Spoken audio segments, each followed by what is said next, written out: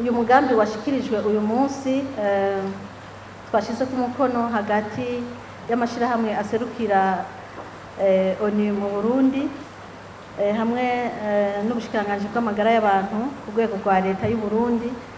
N'umugambi uje gutera intege, uje kongereza ingufu ku bikorwa byari bisanzwe bikorwa mu kurwanya ikiza ruhonyanganda sida. Bari basanzwe bakora ibikorwa byinshi nk'uko twavyumvise kuva mu 1996 kandi ibikorwa byadushikanye ku ntambwe ikomeye cyane. Uyu munsi rero hashikirijwe umugambi kugira ngo dushimangire intambwe tumaze gushikako mu bijanye no kurwanya sida.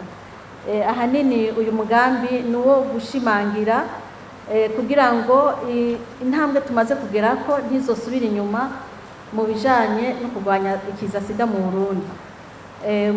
Umugambi dushize ku mukono ni umugambi w'imyaka 3 kuva mu 2024 gushika mu 2027.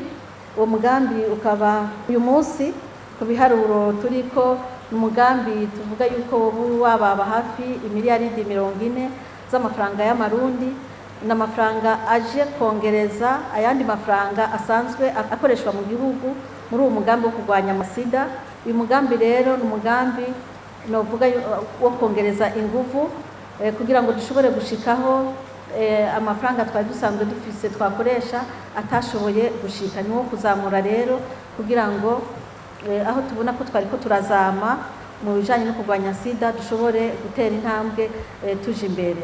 Rero novuga yuko n'ubukengurusi ku gihugu cy'u Burundi kandi cyane cyane mu gisata c'amagara y'abantu cyo kurwanya sida, kuko tuje kongerezwa ingufu aho twari twashoboye gukora neza tukazoshobora kuhashikana uburyo.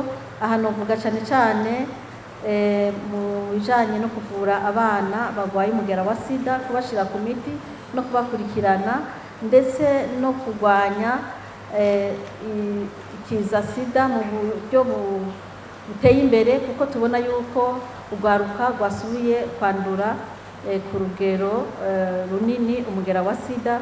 Uyu mugambi rero uzodufasha gutera intege ibikorwa bya bisanzwe bikorwa kugira ngo dushobore guhagarika burundu ikiza ca sida mu Burundi.